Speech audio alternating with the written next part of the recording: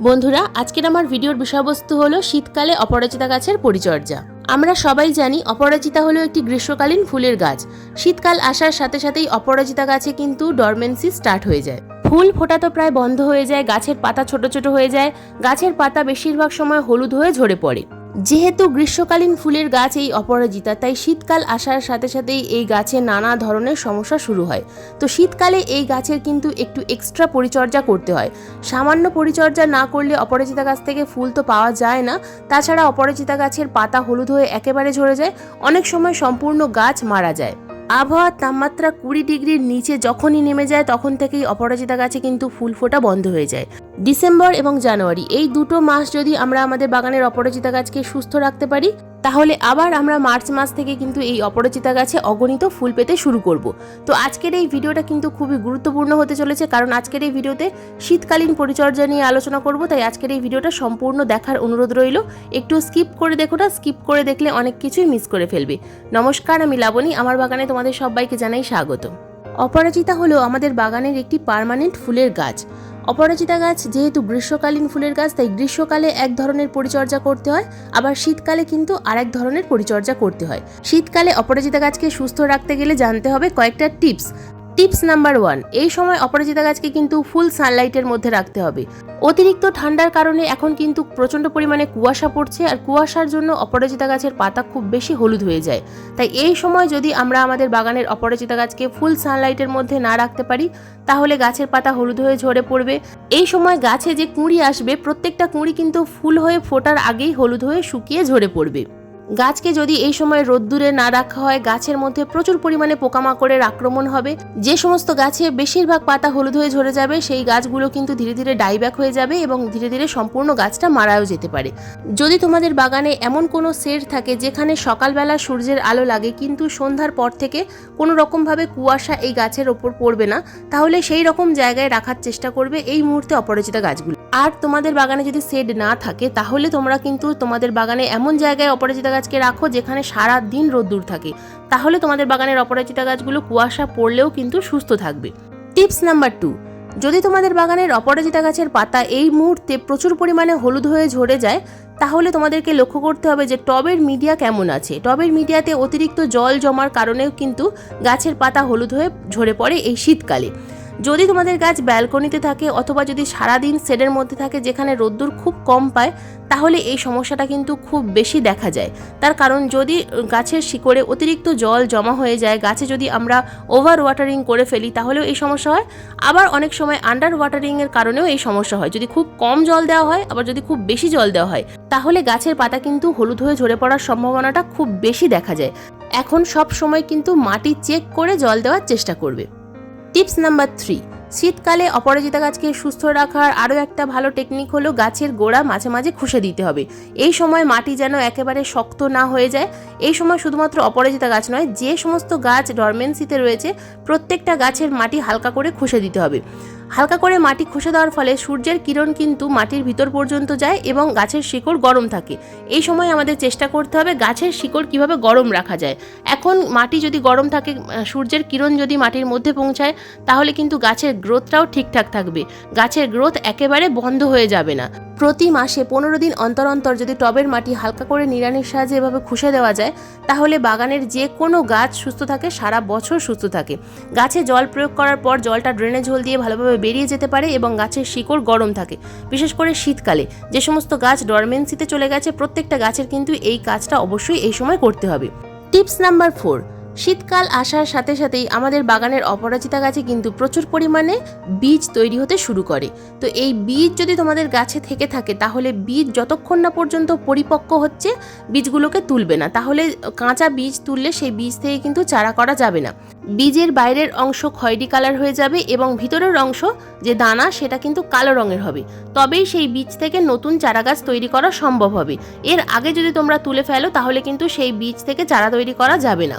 একবার যদি একটা গাছ বাড়িতে নিয়ে আসো, সেই গাছ থেকে যখন প্রচুর পরিমাণে বীজ তৈরি হয়, বাগানে কিন্তু প্রচুর পরিমাণে গাছ তৈরি হয়ে যায়। বিশেষ করে এই অপরাজিতা গাছে কিন্তু প্রচুর পরিমাণে বীজ তৈরি হয়।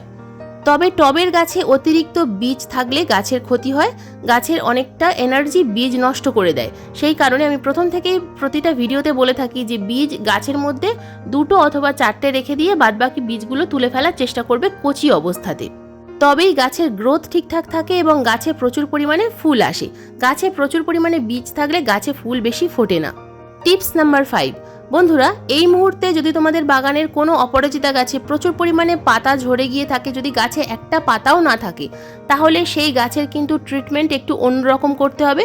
সেই গাছকে কিন্তু ফুল সানলাইটের মধ্যে রাখা যাবে না।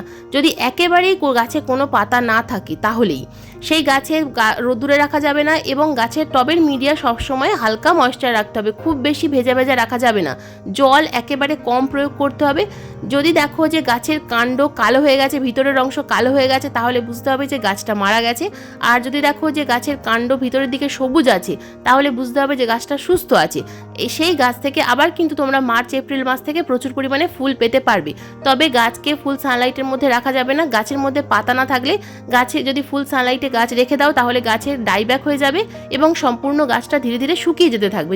যদি গাছের মধ্যে কোনো রকম কোনো পাতা না থাকে তাহলে সেই গাছে কিন্তু কোনো রকম কোনো খাবার প্রয়োগ করা যাবে না।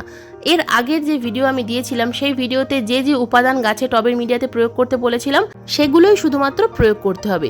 টিপস নাম্বার 6, অতিরিক্ত ঠান্ডায় এবং কুয়াশার জন্য গাছে কিন্তু প্রচুর পরিমাণে পোকামাকড়ের আক্রমণ হবে, যার কারণেও গাছের পাতা হলুদ হয়ে ঝরে যেতে পারে। শুধুমাত্র ঠান্ডার কারণে যে গাছের পাতা হলুদ হয়ে যায় তা নয়, গাছে কিন্তু প্রচুর পরিমাণে পোকামাকড়ের কারণেও পাতা হলুদ হয়ে যায়, গাছের কুঁড়ি খারাপ হয়ে যায়। তাই প্রতি সপ্তাহে একবার করে চেষ্টা করবে নিম অয়েল গাছে স্প্রে করার।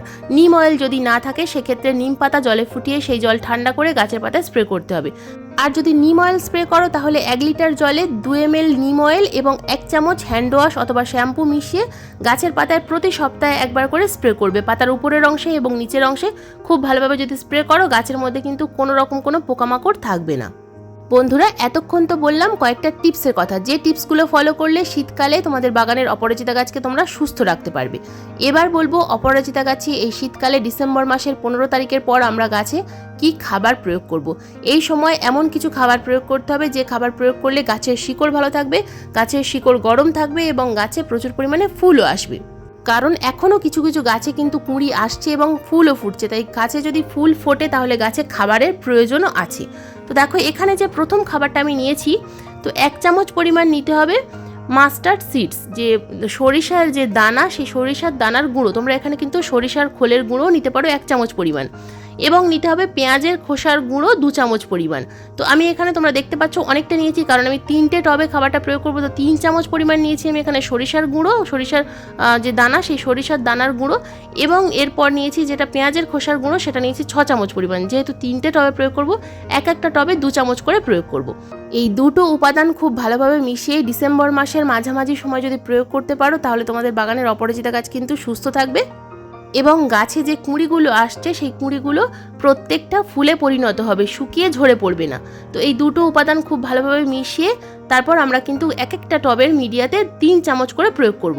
আমার অপরাজিতা গাছের টবের সাইজ 10 ইঞ্চি, যদি তোমাদের বাগানের অপরাজিতা গাছের টবের সাইজ 8 ইঞ্চি হয় সেক্ষেত্রে 2 চামচ করে প্রয়োগ করতে হবে। দুটো উপাদান খুব ভালোভাবে মিশিয়ে নিতে হবে এবং তারপর এক একটা টবের মিডিয়াতে পরিমাণ মতো প্রয়োগ করতে হবে। তো এখানে আমার দেখো টবের মিডিয়াটা আমি আগে থেকেই খুশিয়ে রেখেছিলাম, তো এর মধ্যে আমি দিয়ে দিচ্ছি 3 চামচ করে। এই যে দুটো খাবার আমি এখানে রেখেছি বন্ধুরা, সরিষার যে গুঁড়ো, এই সরিষার গুঁড়ো এটা কিন্তু ভীষণ গরম খাবার, এবং পেঁয়াজের খোসার মধ্যে আছে প্রচুর পরিমাণে সালফার, পটাশিয়াম তো আছেই, তার সাথে সাথে আছে সালফার। এই সময় আমাদের টবের মিডিয়াকে গরম রাখতে হবে এবং পটাশিয়ামও গাছে প্রয়োগ করতে হবে। পটাশিয়াম যে শুধুমাত্র গাছে ফুল আনতে সাহায্য করে তা নয়, গাছের মধ্যে যে স্ট্রেস থাকে সেই স্ট্রেসকে কমাতেও সাহায্য করে পটাশিয়াম। সেই কারণেই আমি কিন্তু এই পেঁয়াজের খোসাটা গাছে এই মুহূর্তে তোমাদেরকে প্রয়োগ করার কথা বলবো, এবং তার সাথে সরিষার গুঁড়ো, তো সরিষার খোলের গুঁড়ো এখানে ইউজ করতে পারো 1 চামচ পরিমাণ। আর যদি সরিষার খোলের গুঁড়ো না থাকে সেক্ষেত্রে তোমরা কিন্তু এই রান্নাঘরের কালো সরিষা বা সাদা সরিষার গুঁড়ো করেও গাছে প্রয়োগ করবে। আমি যেমন দিলাম ঠিক এইভাবে তোমরা প্রয়োগ করতে পারবে। 3টে টবে খাবার দেওয়া হয়ে গেল। এবার দিয়ে দিচ্ছি জল। বন্ধুরা, জল দেওয়ার বিষয়টা আমি কিন্তু আগেই বলেছি তোমাদের। জল যদি টবের মাটি দেখো যে ভিজে আছে তাহলে জল কম দেবে, আর যদি দেখো যে টবের মাটি অনেকটাই শুকনো হয়ে গেছে সেক্ষেত্রে জলের পরিমাণটা একটু বেশি করে দিতে হবে। শীতকালে জল শুকনো হতে অনেকটা সময় লাগে। যদি টবের মিডিয়াতে পর্যাপ্ত পরিমাণ রোদ্দুর না লাগে তাহলে জল শুকনো হতে অনেকটাই সময় লাগবে। সেই কারণে জলের পরিমাণটা কিন্তু সব সময় আমাদেরকে বুঝে বুঝে প্রয়োগ করতে হবে।